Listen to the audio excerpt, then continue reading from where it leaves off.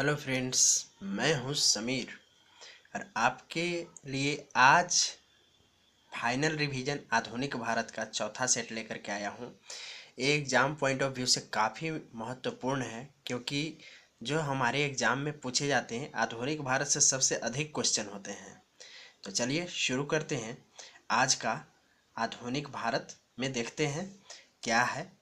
पर इससे पहले जो पहली बार इस चैनल पर आए हैं उनसे रिक्वेस्ट है कि प्लीज़ आप चैनल को सब्सक्राइब कर लीजिए ताकि हमारा नया वीडियो आपको मिलता रहे। तो चलिए शुरू करते हैं। देखिए पहला है क्वेश्चन, सिविल सर्विसेज में प्रवेश करने की आयु को 19 वर्ष से बढ़ाकर 21 वर्ष किसने किया था? देखिए सिविल सर्विसेज के बारे में आप जानते होंगे, ठीक है, जो IAS PCS वगैरह होते हैं, तो उस सिविल सर्विसेज की बात कर रहे हैं, यानी नागरिक सेवा में प्रवेश की आयु को बढ़ाकर 19 वर्ष से किसने 21 वर्ष किया था? तो यह है लॉर्ड रिपन है, ठीक है। 1980 से लेकर के 84 तक रहे थे। इससे पहले मतलब रिपन से पहले यानी कि 1980 से पहले लॉर्ड लीटन थे, लीटन। और रिपन से बाद यानी कि 84 के बाद 85 में डफरिन थे, ठीक है। डफरिन ने के समय में ही कांग्रेस की स्थापना हुई थी 1985 में, ठीक है। फ्रेंड्स देखिए जो लॉर्ड रिपन है वो वास्तव में भारत के लिए बहुत काम किए। ये समझिए कि बहुत ही अच्छे, ये पहला कोई वायसराय था जो काफ़ी अच्छे थे। इन्होंने क्या क्या किया जरा सा समझिएगा, क्यों अच्छे थे ये जानना आपके लिए ज़रूरी है हमारे समझ से। देखिए पहली बात तो ये कि लॉर्ड लीटन, जब इसके पहले रिपन के पहले जो लॉर्ड लीटन थे उन्होंने समाचार प्रेस पर प्रतिबंध लगा दिया था अंग्रेजी सरकार के खिलाफ कुछ भी लिखने से, यानी कि एक तरह से निरंकुश शासन स्थापित करना चाहते थे। लेकिन जैसे ही इनके बाद रिपन आए तो इन्होंने समाचार पत्रों पर जो प्रतिबंध लगाया गया था वो हटा दिया। तो पहली बात तो ये बहुत अच्छी बात थी। दूसरी बात, स्थानीय स्वशासन की शुरुआत किया, यानी जो पंचायत लेवल पर होता है, ठीक है, या फिर कह लीजिए जिला लेवल पर होता है, तो मतलब केंद्रित न रख करके शासन को फैलाया, स्थानीय लोगों को भी उसे भागीदारी दिया, ठीक है। ये बात। एक और बात कि जनगणना की शुरुआत जो किया तो वो हमेशा के लिए मतलब हर 10 वर्ष पर शुरू करवाया, ठीक है। इसके पहले जैसे इन्होंने शुरू करवाया था 1881 में। इसके पहले एक आए थे 1872 के आसपास थे, लॉर्ड मेयो, ठीक है, मेयो। इन्होंने भी शुरू करवाया था, लेकिन इन्होंने नियमित जनगणना 1872 के बाद नहीं करवाया। ऐसा कोई इनका प्लानिंग नहीं था कि मतलब आगे भी भविष्य में भी करवाना है, लेकिन इनका प्लानिंग था। लॉर्ड रिपन ने जो काम करवाया 1881 के बाद, इनका आगे का प्लानिंग था कि हर 10 वर्ष के बाद होते। 91 में हुआ और तब से अब तक जनगणना चली आ रही है, ठीक है। चलिए नेक्स्ट जानते हैं। एक और इन्होंने बहुत ही अच्छा काम किया, वो फैक्ट्री अधिनियम बनाया जिसमें 7 वर्ष से कम आयु के बच्चे काम नहीं करेंगे, ठीक है। चूँकि फैक्ट्री उस समय जो मशीनें थी, आज भी हैं, खतरनाक मशीनें थी, अक्सर एक्सीडेंट हो जाया करता था। तो उन्होंने नियम बनाया कि जो 7 से 12 वर्ष के आयु के बच्चे रहेंगे वो फैक्ट्री में काम नहीं करेंगे, ठीक है। सॉरी, 7 वर्ष से जो कम आयु के बच्चे रहेंगे वो फैक्ट्री में काम नहीं करेंगे, ठीक है। और 12 वर्ष से कम आयु के जो बच्चे रहेंगे उनके लिए एक निश्चित समय तय किया कि इतने समय तक ही काम करेंगे, ठीक है, जो 12 वर्ष से कम आयु के बच्चे थे। तो इस तरह के बहुत सारे और भी कार्य किए जिसको कि डिटेल से अभी यहाँ बताना संभव नहीं है। एक स्पेशल पैकेज ही आगे चल करके बनाएंगे जिसमें फिर से एक तरह से आपका आधुनिक भारत कंप्लीट हो जाएगा, जिसमें जितने भी वायसराय भारत में आए, गवर्नर जनरल आए, सबके बारे में बताएंगे। तो उसमें काफ़ी डिटेल से एक एक गवर्नर वो जब पढ़िएगा तो आपको वास्तव में आधुनिक भारत का कंप्लीट नॉलेज हो जाएगा, ठीक है। अभी तो एग्जाम पॉइंट ऑफ व्यू से मेन पॉइंट जान रहे हैं, ठीक है। चलिए नेक्स्ट क्वेश्चन देखते हैं। 1861 ईस्वी में कलकत्ता, दिल्ली तथा मुंबई में उच्च न्यायालय का गठन किसके समय में हुआ था? तो लॉर्ड कैनिंग के समय में। ठीक है, कैनिंग के बारे में आपको पीछे बता चुके हैं, इससे पिछला डे मतलब सेट 3 में, ये सेट 4 है। ठीक है, चलिए नेक्स्ट चलते हैं। बंग भंग आंदोलन तथा पुलिस आयोग जिसका गठन 1902 में हुआ था, का गठन किसके समय में हुआ? ठीक है, तो जान लीजिए बंग भंग आंदोलन, पहले तो ये जान लीजिए कि किसके समय में हुआ, तो लॉर्ड कर्जन के समय में। इसी के समय में बंग भंग यानी कि बंगाल को 2 भागों में विभाजित कर दिया गया था। ठीक है, इसीलिए वो आंदोलन हुआ था, बंगाल विभाजन के फलस्वरूप। ठीक है, तो हुआ क्या था, कर्जन ने किया है कि डिवाइड, वो जो फूट डालो, डिवाइड एंड रूल, और हिंदी में अगर कहें तो फूट डालो और राज करो की नीति को काफ़ी अच्छी तरह अपनाया। इन्होंने क्या किया कि जो मुस्लिम बहुल इलाका था, प्रांत था, वो उन लोगों को एक अलग कहिए कि प्रांत देने के उद्देश्य से एक अलग जगह कंप्लीट जो मुस्लिम बहुल क्षेत्र था अलग करने के उद्देश्य से भारत को 2 भागों में बांट दिया। भारत मतलब बंगाल के उस हिस्से को। ठीक है, तो समस्या यहाँ हुई कि बांट तो दिया 1905 में। ठीक है, 1905 में, 1906 में मुस्लिम लीग ने इसको समर्थन दे दिया। ठीक है, जिसके कारण जो कांग्रेस इसका विरोध कर रही थी वो काफ़ी कमज़ोर पड़ गया। ठीक है, तो ये जो बंग भंग यानी कि बंगाल विभाजन के फलस्वरूप जो आंदोलन हुआ था उसी को बंग भंग आंदोलन कहते हैं। ठीक है, और इसी ने पुलिस आयोग का भी गठन किया था। चलिए आगे जानते हैं। बम्बई के संस्थापक कौन था? तो कौन था? गैरोल्ड अंगियार। ठीक है, चलिए नेक्स्ट देखते हैं।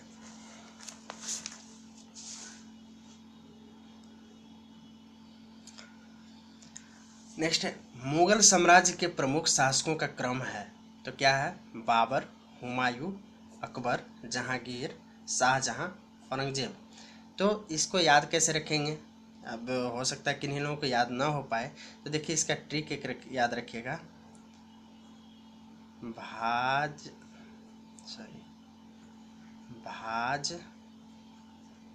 सा। ठीक है, भाजशाह। देखिए बाबर, हुमायूं, अकबर, जहांगीर, शाहजहां, अकबर, औरंगजेब। तो भाजशाह याद रखिएगा, आपको याद हो जाएगा। ठीक है, नेक्स्ट, भारतीय प्रेस का मुक्तिदाता किसे कहा जाता है? तो चार्ल्स मेटकॉफ को। 1905 के स्वदेशी आंदोलन के प्रमुख नेता कौन थे? तो कौन थे? लाल, बाल और पाल। एक और स्वदेशी आंदोलन हुआ था गांधी जी के समय में, लेकिन हम बात कर रहे हैं 1905 की।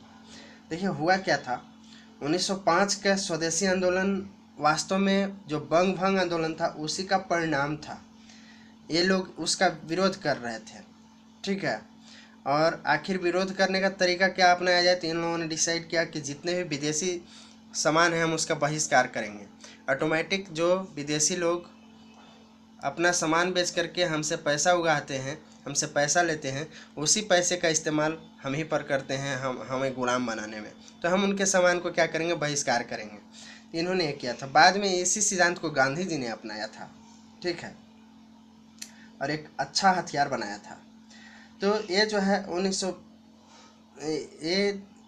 ये जो आंदोलन चला इन लोगों का स्वदेशी आंदोलन, ये 1911 ईस्वी तक चला था, 1905 से लेकर के। इसमें अरविंद घोष, रविन्द्रनाथ टैगोर, वीर सावरकर, बाल गंगाधर तिलक और लाला लाजपत राय, ये सब जो मेन नेता थे इसमें हिस्सा लिए थे। ठीक है, चलिए आगे देखते हैं।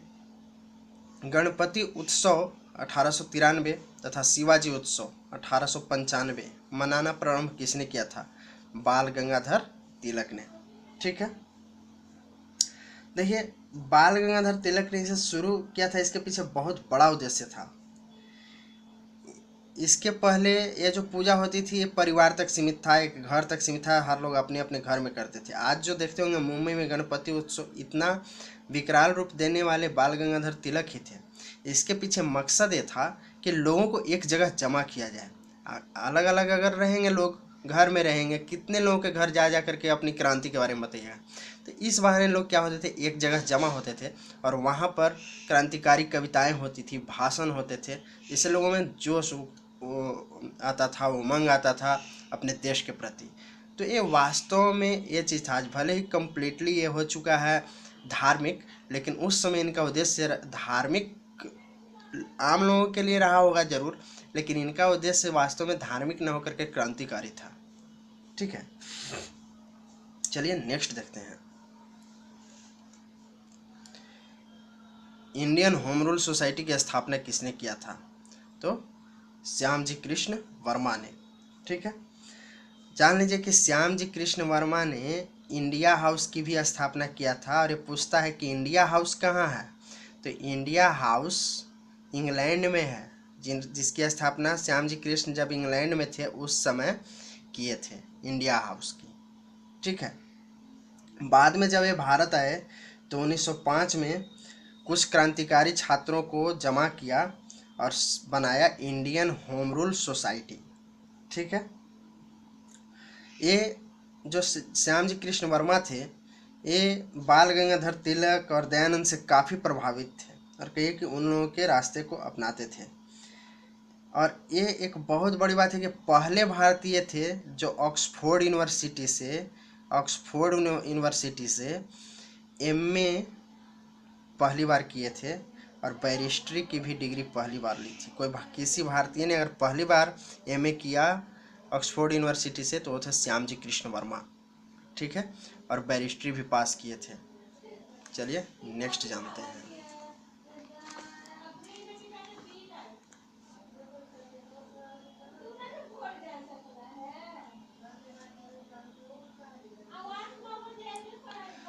पटना में 1857 की क्रांति का नेतृत्व किसने किया था? तो पटना में किसने किया था 1857 की क्रांति का नेतृत्व? पीर अली ने। अब जानते हैं पीर अली के बारे में। पीर अली वाकई में काफ़ी पढ़े लिखे आदमी थे। ठीक है, इन्होंने पटना में दूसरे बिहार के किसी दूसरे ज़िले से आकर के पटना में पढ़ाई की थी और उसके बाद इन्होंने अपना एक किताब दुकान खोला था। और बाद में 1857 की क्रांति हुई तो इसमें उन्होंने प्रमुख हिस्सा लिया। ठीक है, और उसमें किया है कि एक अंग्रेज़ था डॉक्टर लॉयड, उसकी हत्या कर दी और उस आरोप में इनको फांसी दे दिया गया। जहाँ आज पटना का मुख्य न्यायाधीश का आवास है उससे थोड़ी ही दूरी पर इनको फांसी दी गई थी। ठीक है, उस समय ये जो आवास था जो आज मुख्य न्यायाधीश का है, उस समय अंग्रेज कमिश्नर था विलियम टेलर। ठीक है, विलियम टेलर उस समय उसका आवास हुआ करता था। चलिए नेक्स्ट देखते हैं। 1 नवंबर 1913 ईस्वी में लाला लाजपत राय ने गदर पार्टी की स्थापना की थी। कहाँ की थी? सैन फ्रांसिस्को में, जो अमेरिका में है। ठीक है, देखिए ये क्या था, हुआ था कि अमेरिका और कनाडा में जो भी भारतीय लोग बसे थे उन लोगों ने भारत को आज़ाद कराने के उद्देश्य से एक संगठन बनाया जिसको गदर पार्टी नाम दिया। ठीक है, ये 25 जून 1913 को बनाया गया था।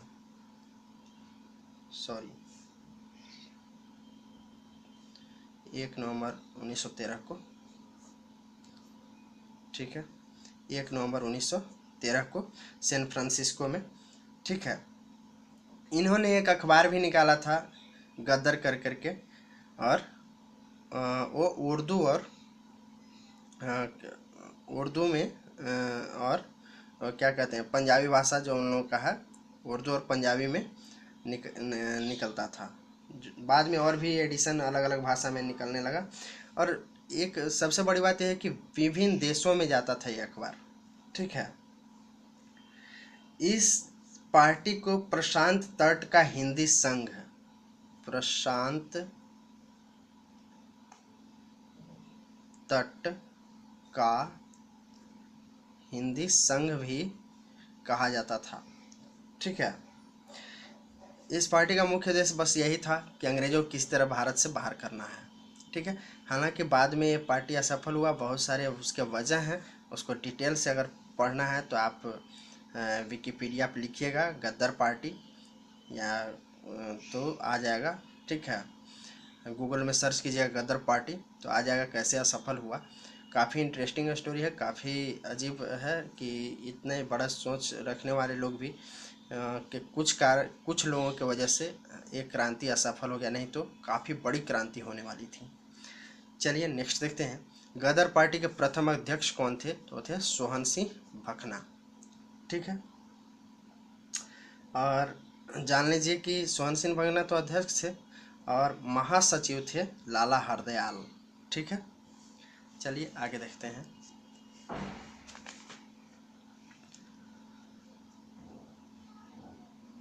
महात्मा गांधी को अंग्रेज सरकार ने कैसर हिंद उपाधि से सम्मानित किया था। कब किया था?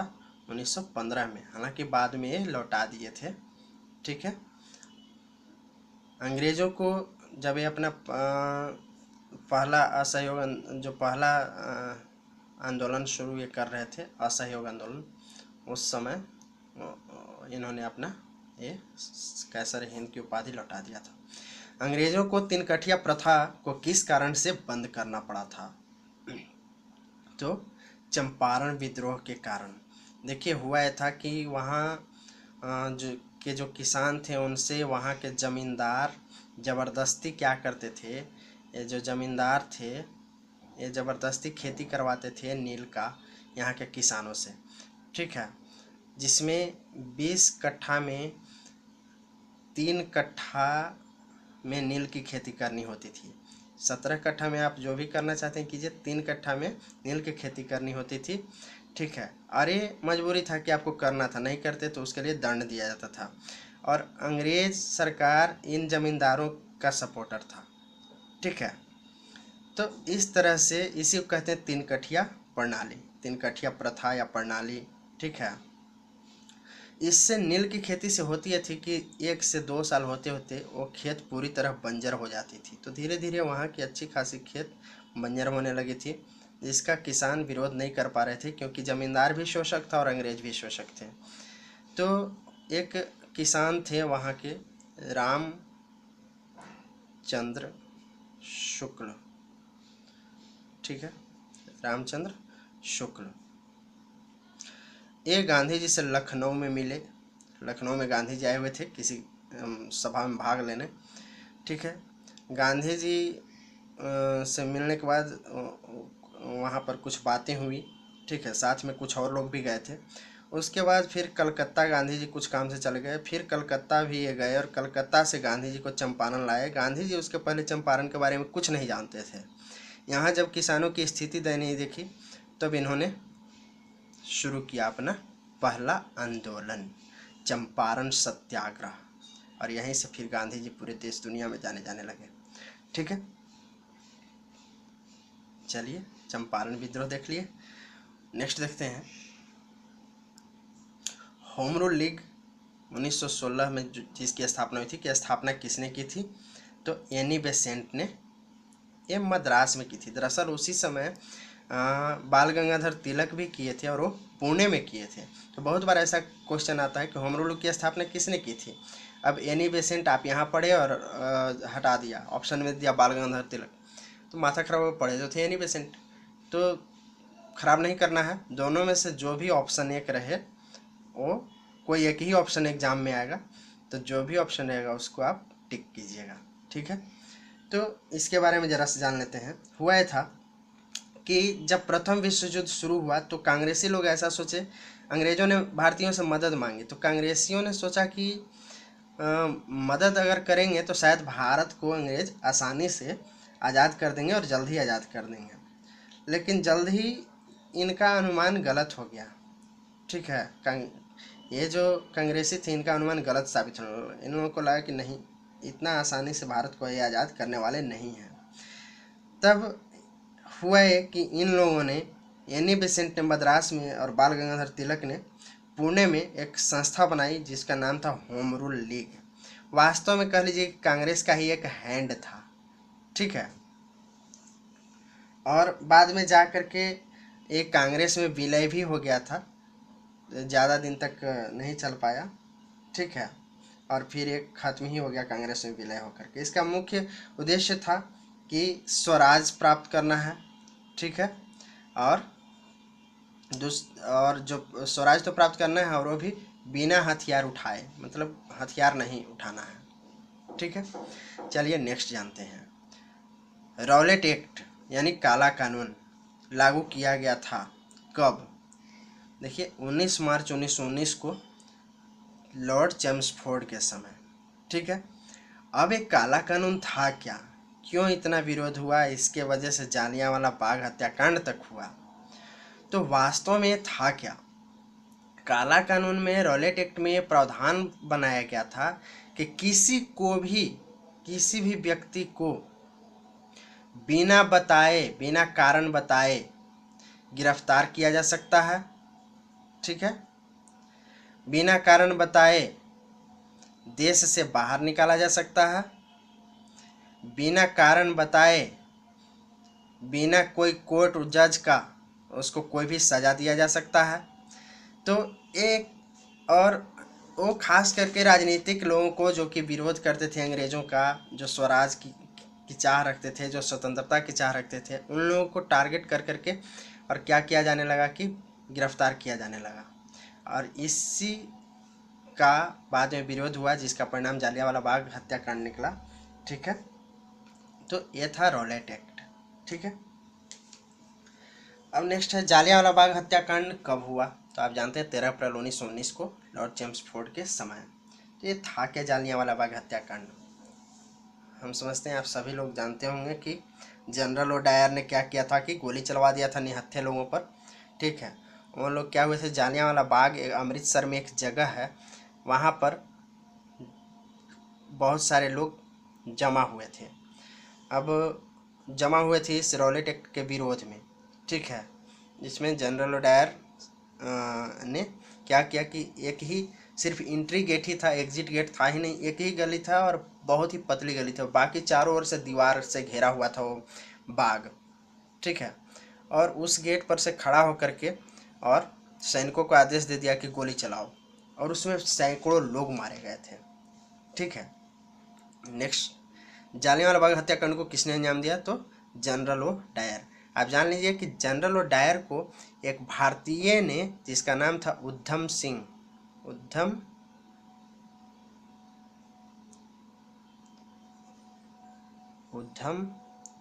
सिंह, इन्होंने इसकी इंग्लैंड में जाकर के हत्या की थी। स्पेशल एक गए ही थे इसकी हत्या करने, और इन्होंने कसम खाई थी कि मैं जनरल ओ डायर को मारूंगा, और ये स्पेशल इंग्लैंड गए और उसको वहाँ पर एक पार्टी में हत्या कर दी थी। ठीक है, तो ऐसे देशभक्त थे हमारे यहाँ। चलिए नेक्स्ट देखते हैं। रविंद्रनाथ टैगोर ने सर तथा जमनालाल बजाज ने राय बहादुर की उपाधि किस घटना के बाद लौटा दी थी? तो जालियांवाला बाग घटना के बाद। ठीक है, नेक्स्ट, चौरा चौरी कांड जो कि है उत्तर प्रदेश के देवरिया जिला में, कब हुआ था? तो ये हुआ था 5 फरवरी 1922 को। दरअसल हुआ क्या था चौरा चौरी कांड में? आप बहुत बार सुने होंगे चौरा चौरी, ये है क्या? तो देखिए, ये चौरा चौरी यूपी में गोरखपुर एक जिला है। ठीक है, अब वो जिला डिवाइड होकर के अब देवरिया भी शायद बन चुका है। ठीक है, वहाँ पर चौरा चौरी कांड हुआ था। उसमें हुआ यह था कि उस समय चल रहा था असहयोग आंदोलन, गांधी जी ने जो चलाया था।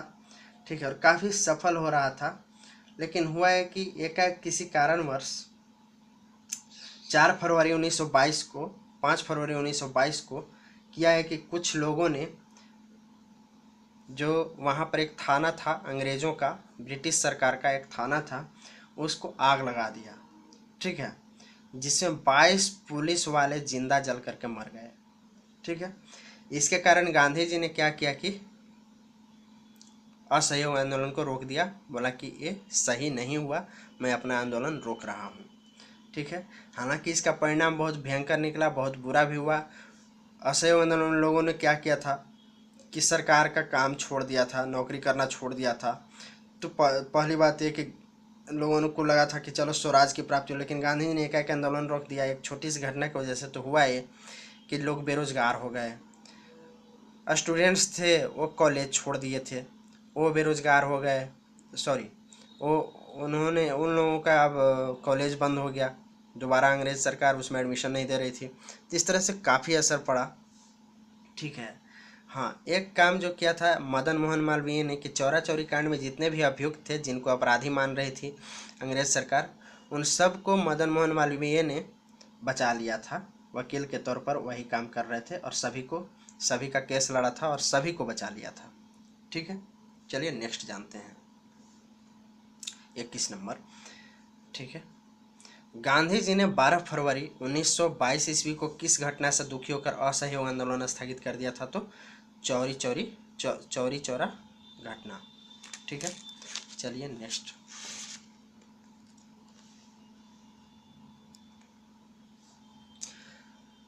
काकोरी कांड कब हुआ था?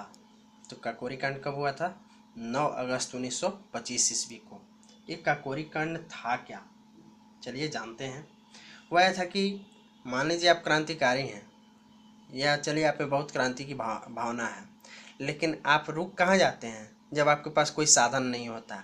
आप खूब सोचते हैं बिहार सरकार इतनी करप्ट है कि हमारा बीएसएससी का एग्ज़ाम रोक दिया, बिहार सरकार इतनी करप्ट है कि क्वेश्चन पेपर लीक कर देती है, ऊपर से कोई बयान भी नहीं देती है, अटपटा जवाब देती है। तो काकोरी कांड में उस समय अंग्रेज़ों का शासन था और हुआ क्या था कि क्रांतिकारियों के पास कोई साधन ही नहीं थे अंग्रेज़ों से लड़ने का। तो इन लोगों ने एक प्लान बनाया। ये प्लान था राम प्रसाद बिस्मिल का। ठीक है, उन्होंने प्लान बनाया कि अगर हम लोग के पास कुछ पैसे हों तो हम लोग क्या कर सकते हैं, और कुछ बंदूकें हों तो हम लोग अपना हथियार वगैरह खरीद सकते हैं, अपना संगठन चला सकते हैं। तो इन लोगों ने क्या किया कि काकोरी एक जगह है, वहाँ पर ट्रेन में चेन खींचा और मात्र 10 लोग थे कुल। ट्रेन में जो भी अंग्रेज़ों का हथियार वगैरह सप्लाई हो रहा था, जा रहा था, उसको लूट लिया। ठीक है, इसमें थे चंद्रशेखर आज़ाद, राजेंद्र लाहिड़ी, अशफाक उल्ला खां और भी कई लोग थे, कुल 10 लोग थे। ठीक है, और इस तरह से इन लोगों ने ट्रेन लूटा। हालांकि इसमें कुछ लोग पकड़े गए थे, जिसमें ठाकुर रोशन सिंह भी थे और कई लोगों को फांसी दे दिया गया था। ठीक है, चलिए नेक्स्ट जानते हैं। साइमन कमीशन, उसको वाइट मैन कमीशन भी कहा जाता है, भारत कब आया था? 3 फरवरी 1928 को लॉर्ड इरविन के समय। ठीक है, क्रिप्स मिशन भारत कब आया था? तो 22 मार्च 1942 को। क्रिप्स मिशन, यह आगे की तारीख का चेक है, यानी पोस्ट डेटेड चेक। किसने कहा था? महात्मा गांधी ने कहा था क्रिप्स मिशन के बारे में। जानेंगे आगे क्रिप्स मिशन वगैरह तमाम बातें। अगर ये वीडियो अच्छा लगा हो, यदि जानकारी से भरपूर हो, यदि आपको लगा हो कि हमारे लिए बहुत अच्छा बना है, तो प्लीज़ कमेंट कीजिए और लाइक कीजिए। Thank you friends.